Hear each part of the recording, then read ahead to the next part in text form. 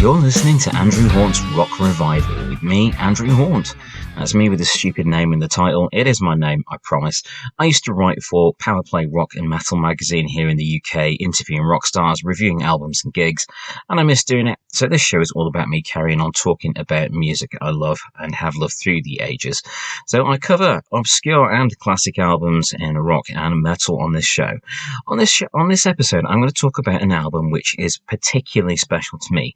I know it's not one that will garner much in the way of new listeners or a lot of attention, but this is a particularly special album for me, so we are going pretty obscure today. I'm going to talk about the album Hit List by the Throb Mob. Now, Throb Mob were a full-on bubblegum glam punk band playing around Hollywood in the early 90s, and this album came out in 1993. It was self-financed on their own label, and the production, it really shows that it was self-financed, let's just say that. So I discovered the Throb Mob through I think it was an Imports review in Kerrang! At the time, bear in mind, Kerrang! Were all about grunge, all about alternative rock, all about the harder, heavier end of the spectrum. Anyone in makeup was a no-no at the time, and nothing like that would really get any coverage anywhere. And I saw a review of this album. I think it was probably Dave Reynolds, one of my music journalism heroes, that covered the album and gave it a good review. And I thought, that sounds cool. I need that in my life. They look like a crazy amalgam of a more femme, Twisted Sister, and Motley Crue rolled together with, I don't know, Pretty Boy Floyd and Tiger Tails and all that stuff. And I just needed it in my life. So I wrote to them. Of course, this was the age of pen and ink and letters. So I sent a query off saying, do you have albums available? I got a really nice letter back from the singer, Lonny. Lonny Lovett. Their names are so cool. And, struck up a friendship with him pretty quickly. It was like a pen pal friendship. This guy became essentially a pen pal because I was sending these guys fan letters so much. Eventually I got the album, a Hit List, bought it on CD from them. Actually, I ordered a tape, which was because it was cheaper. It was $7 for the tape. And bear in mind, I was like 14, 15 at the time. And I thought, I need to save a bit of money, so I'll order the tape. It'll be smaller, less postage. And Lonny sent me the CD with a letter saying, hey dude, sorry, we've run out of cassettes, so here's a CD copy for you instead, and didn't charge me any extra money. And I thought that was really kind of him. And that album, oh my god, I played it so much, and I played it for decades. Literally, I did play that album for 25, almost 30 years. No, it was 25 years I played that album. And it has something really unique about it. As well as the album, Lonny would send flyers from their shows around Hollywood, showing the band in all of their full-on glam punk finery. He would also sent me some stills, like a proper glossy 8x10 of the band. And I idolized this band. I absolutely idolized them because they were making something that spoke to me in a time where a lot of popular rock music really didn't. Granted, I did come back round to the idea of modern rock music eventually, but at the time I was just not connecting very well with the whole grunge era and the alternative rock era, and I wanted something louder, sillier, and a lot more fun. And I found it in Throb Mob.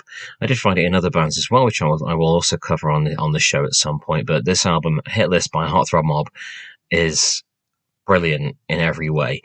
As I said before, the production sucks. The production is lousy, but the 12 songs make up for that in absolutely bags of attitude and bags of songwriting talent. There is some serious talent at play here. So the album opens with a song called Psycho, which really took me by surprise. I wasn't expecting the band to sound quite so manic. It's quite a manic song. It's quite heavy on the punk influence, but the lyrics, the vocals, the hook of it's absolute bubblegum pop. It's just brilliant. It's so fun. It's like, you would hear things like Poison and Motley Crue at the time, and the lesser known bands, and they didn't match this level of crazy.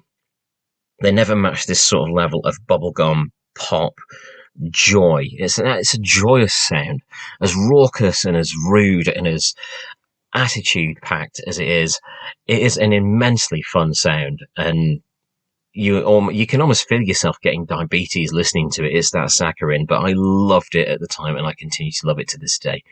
I don't have this album anymore, unfortunately, though. In a particularly bad period of having no cash, I did decide to sell it on eBay, and I was surprised that it did gather a lot of cash, but oh god, I regret selling it. I do still have the tunes that I did rip the CD. So the vocalist, Lonny, as mentioned, he was Lonny Lovett on lead vocals. The lead guitar player was Bobby Vanden. Of course, there's no way these are the real names, of course. I know that. I was aware of that at the time, but I thought that the kitsch element just made me so happy and so excited about the whole thing, that they were more like larger-than-life characters. And I just love that. Especially the bass player's name, Dev Estate. Devastate. Joyous. What a fantastic thing. Drums were handled by Tracy Michaels, who was just a monster on drums. Unfortunately, Tracy has since passed away after being in bands like the Peppermint Creeps after Throb Mob, and that was a big loss.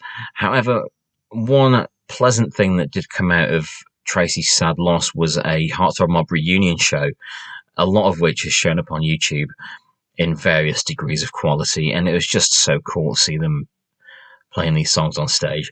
Of course, I never got a chance to see this band live, what with me being in Sheffield in the early 90s and then being in Hollywood.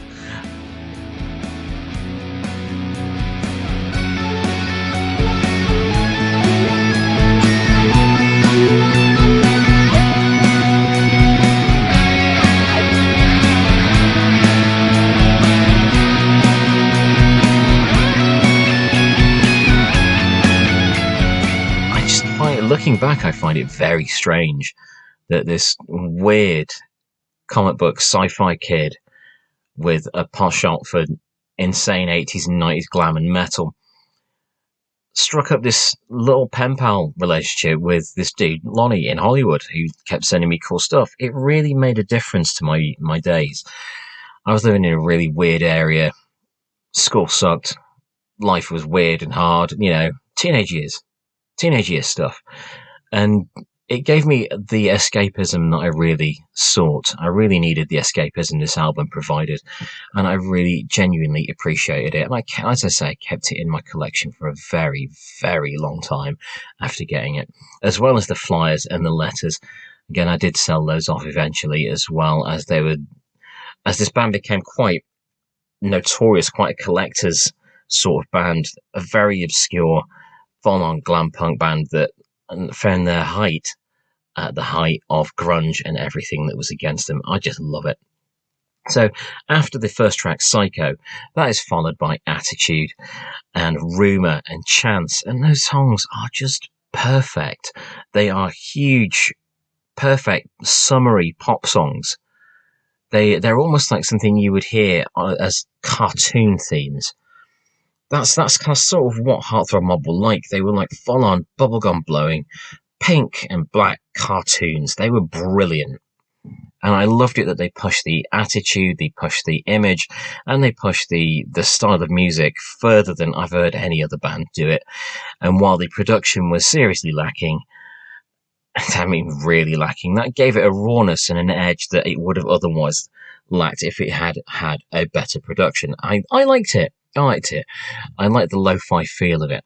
That fourth track, Chance, has one of the greatest hooks ever. I do recommend you find that track on YouTube, Chance by Throb Mob. It also has a wonderful guitar solo that walks all over people like CC DeVille and people of his ilk at the time. This is a serious bunch of musicians. They are excellent musicians, and it sounds like they had an absolute blast making this album. So Chance is followed by You, another rocky song, and then that is followed by Senior Prom, which is like the ultimate ballad, and that kind of longing, sort of late 80s teenage romantic movie feeling. It's hard to explain, but this would be the perfect soundtrack to anything like that. Anything that had Leah Thompson in it. You know what I mean? That's followed by, in contrast, You Bitch. Title sums it up very well. And again, the attitude of the song, it's played with a huge, great smeared snare. A middle finger to everything. That's followed by Freaked Out, which is great.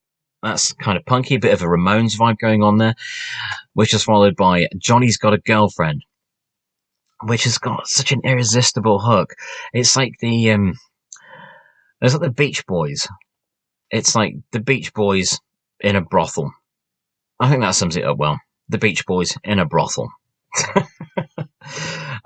So yeah, Johnny's Got a Girlfriend. There's Groupie Girl, which speaks for itself, and has a bit more of an early Motley Crue vibe, but sped up, more manic, more makeup, more bubblegum, just more of everything. The somewhat, not melancholic, but the somewhat nostalgic track Good Times follows as track 11, and the album ends with Angel, which isn't a ballad. That's another Ramones tinged, Cheap Trick tinged, joyous anthem with, stiletto boots planted firmly on stage, BC Rich guitars. I can imagine them with BC Rich guitars anyway. Makeup everywhere, hair 20 feet tall, and just loving every second of it. That brings the album to a close. But yeah, it's just a joyous, wondrous thing. The album does have a lousy production, which has been talked about all over the internet when you find mention of the Throb Mob hit list album. It was followed by an album called Eat Your Heart Out, which I never actually got. By the time that came out, I think I'd discovered other things. I'd moved on to more movies and heavier stuff. I think I'd found thrash, death metal, black metal, and goth and things like that by then. I went through a lot of phases, but I do love this album dearly. The cover image shows a square with the band in black and white, posing in full-on bubblegum glam gear with their faces around them in heart shapes as well. And that is surrounded by floating pink hearts everywhere. It's so sugary and wonderful, and it is impossible to be unhappy when you hear this album. That's how I've always felt about it. My opinion of it is probably coloured by my experience with the album, but, I'm going to stick by that.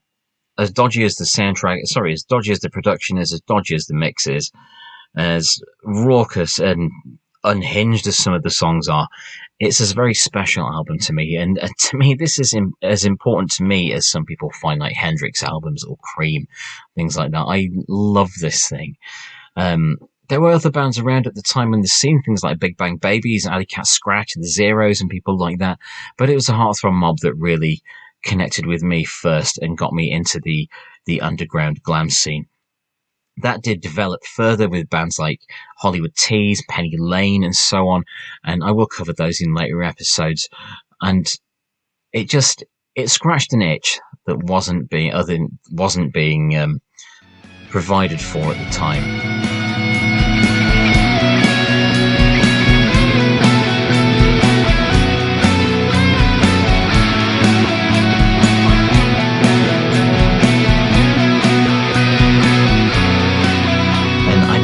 I kind of enjoyed the fact I needed to find the stuff that really spoke to me. I enjoyed the search, and that's probably why I've always enjoyed, retro hunting, vintage hunting, and looking in charity shops and on eBay and things, and resellers and all kinds of stuff for the things that really speaks to me, because it kind of feels like these things are meant for a place in my own personal life, in my own personal pantheon, and I say pantheon in every episode, don't I? Sorry about that. But this Heartthrob Mob hit list is a remarkable thing, a real strange time capsule to me, and a great, dear, precious memory of some wonderful music. I do genuinely appreciate all the letters Lonny sent. I appreciate all the flyers.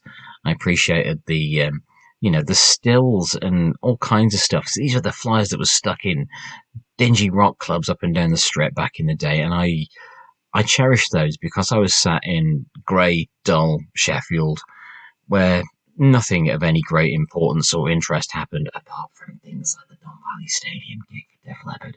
But it's a pretty dour place during the 90s. I know it's been rebuilt and remodeled since then, but it's still pretty dour. That's just my personal opinion. But anyway, nothing against Sheffield really, but my experience of it wasn't ideal.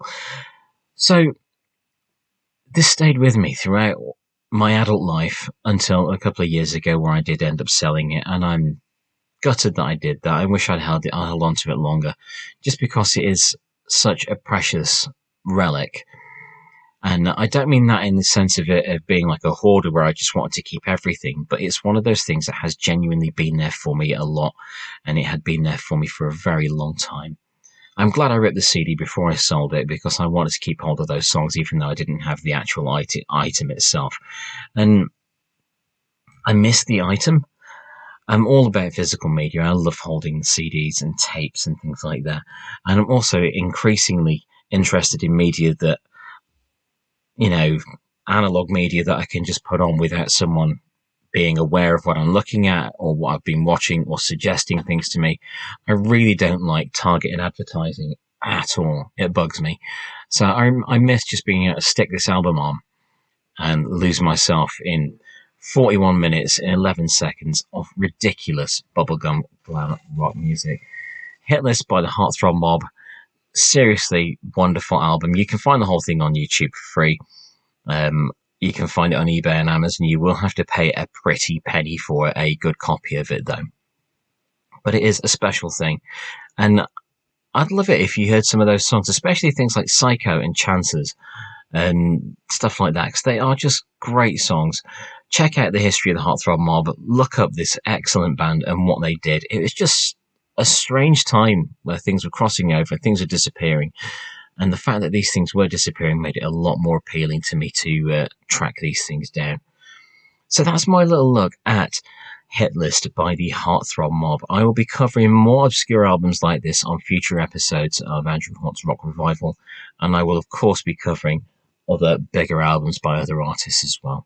So thank you for checking out this episode. Please do subscribe to it. You can find this podcast on Spotify, Audible, Amazon Podcasts. You can find it all over the place, as well as Podomatic and my YouTube channel. Hoping to get it on iTunes soon, so if you're listening on iTunes in the future, hello, it's good to have you here. Thank you very much. You can also find me on YouTube with shows like Planet Hex and my soon-to-be revived VHS 8 My Brain.